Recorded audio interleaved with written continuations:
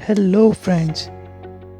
तो आइए आज हम जानते हैं एक सबसे कॉमन इशू जब वीज़ा फॉर्म को सबमिट करते हैं उस वक्त। बिना किसी टाइम को ज़ाया किए हम डायरेक्टली अपने टॉपिक पर चलते हैं और इसको डिस्कस करते हैं। और आज मैं जो आपके सामने इस टॉपिक को डिस्कस करने वाला हूँ with the facts, figures and with some proof.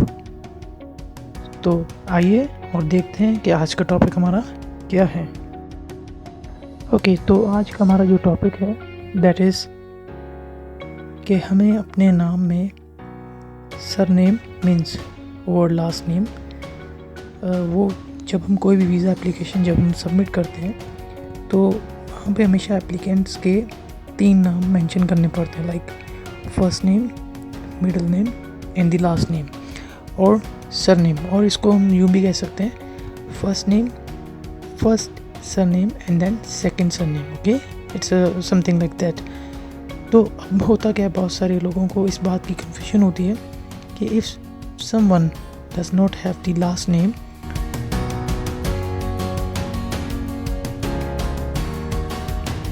किसी भी मेरे बहन भाई दोस्तों में से कोई भी ऐसा शख्स जिसके नाम में लास्ट नेम ना हो, फॉर एग्ज़ाम्पल जैसे किसी का नाम अहमद है, ओनली अहमद, फॉर एग्ज़ाम्पल किसी का नाम सिर्फ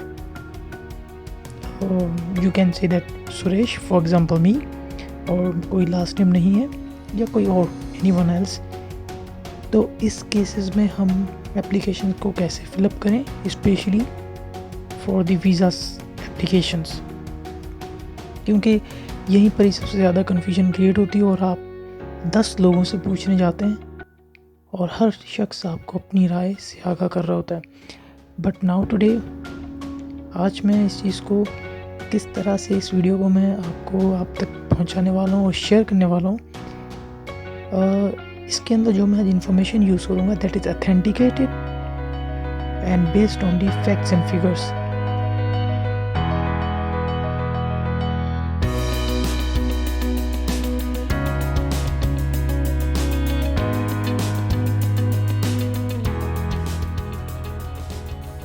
और ये डॉक्यूमेंटेड इन्फॉर्मेशन है जो मैंने यूरोपियन यूनियन के ही वेबसाइट से इसको मैंने डाउनलोड किया है।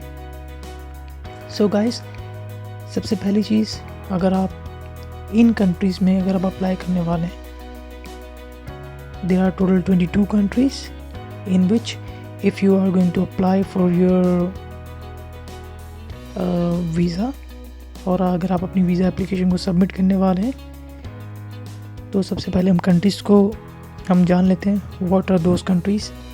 ऑस्ट्रिया, बेल्जियम, बल्गारिया, क्रोएशिया, चेक Republic, Estonia, Finland, France, Germany, Hungary, Latvia, Lithuania, Luxembourg, Netherland, Poland, Portugal, Slovak Republic, Slovenia, Spain, Sweden, United Kingdom, Norway.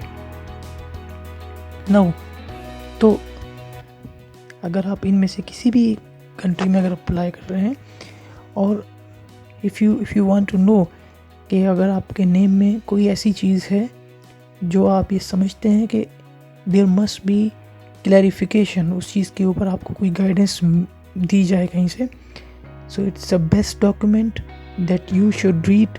मैं आप सबको सजेस्ट करूँगा कि इस डॉक्यूमेंट को आप रीड करें। वो लोग जो लोग वीज़ा के लिए in near future they are going to submit their applications. तो यहाँ पे जिस कंट्री के बारे में मैं डिस्कस करने वाला हूँ that is Spain. What information this document contains? So now, EMN on the practices followed for entering the name or surname in respective fields. Basically, this is a ad hoc query on what? On the practices followed for entering the name or surname in the respective field on the residence permits of a uniform format according to the regulation EC 1030/2002. So now guys, this document is also available on the website अगर आप इस document को download करना चाहते हैं, मैंने description में इस डॉक्यूमेंट की जो ऑफिशियल वेब लिंक है वो भी मैंने आपको प्रोवाइड कर दी है। तो अब तक का ये लेटेस्ट डॉक्यूमेंट है। इसके बाद 2017 में इस डॉक्यूमेंट में अमेंडमेंट की गई थी, उसके बाद तक अब तक कोई इसमें अमेंडमेंट नहीं है। So till now this document is validated.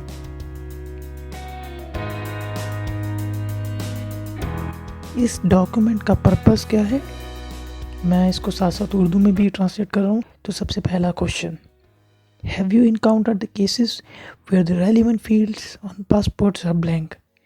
क्या आपके पासपोर्ट में कोई ऐसी रेलिवेंट फील्ड्स हैं कि जो ब्लैंक हैं? फॉर एग्जांपल आपका नाम या surname, whatever. Second question, is it found in passport issued by specific country? क्या ये उस पर्टिकुलर कंट्री से इशू किए गए डॉक्यूमेंट के अंदर मेंशन है? Third question, how do you practically resolve such cases? Third question पूछा गया है उस पर्टिकुलर एम्बेसी मीन्स कंट्री से कि उस पर्टिकुलर इशू को हम कैसे रिजॉल्व करते हैं, means embassy. So is it possible to leave the name और surname field blank both by technical and administrative practices point of view?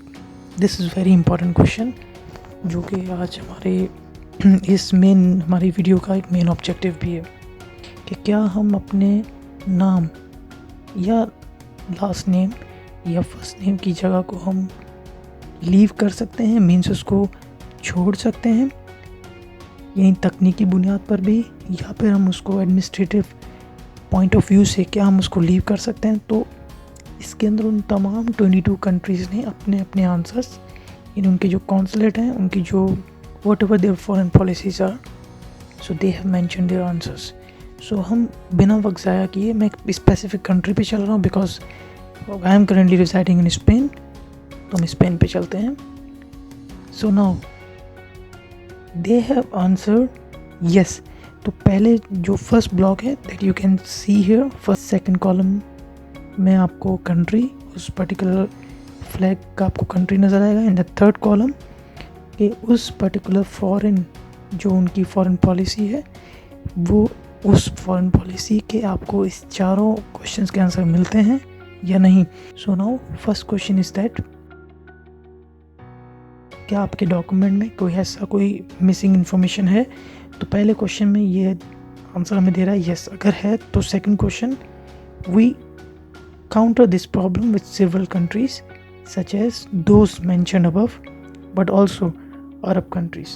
Okay, अब यहाँ पे इशू क्या हो रहा है कि कुछ ऐसे कंट्रीज़ भी हैं कि जो रेजिडेंट होते हैं वो अपने नेम के एंड में या स्टार्ट में, और वो उनकी आइडेंटिफिकेशन को डिफरेंट होती हैं टू रिप्रेजेंट देयर नेम्स।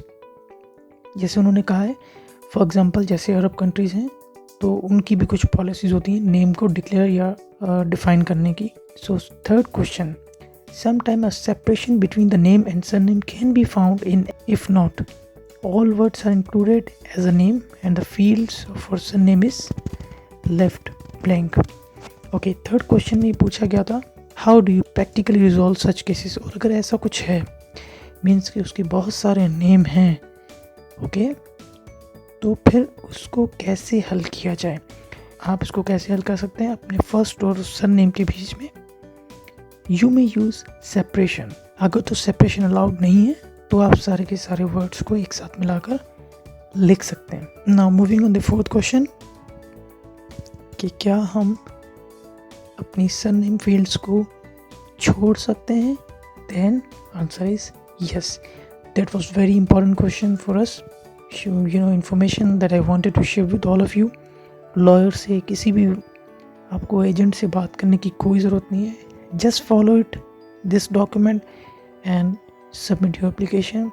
बिना किसी खौफ के अपनी एप्लीकेशन सबमिट करें, because this European commission based document इस बात का प्रूफ है कि आप अपने सरनेम को छोड़ सकते हैं। वो लोग जिनका सरनेम ऑफिशियली डॉक्यूमेंटेशन में नहीं अवेलेबल है, चाहे वो नादरा की तरफ से हो, मीन्स बाज़ दफ़ा ऐसा भी होता है कि नादरा की तरफ से भी हमने कभी अपने टाउन में अपने लास्ट नेम को मेंशन नहीं करवाया होता। फॉर एग्जांपल जो हमारे जो एंसेस्टर्स हैं उनकी बात कर रहा हूँ।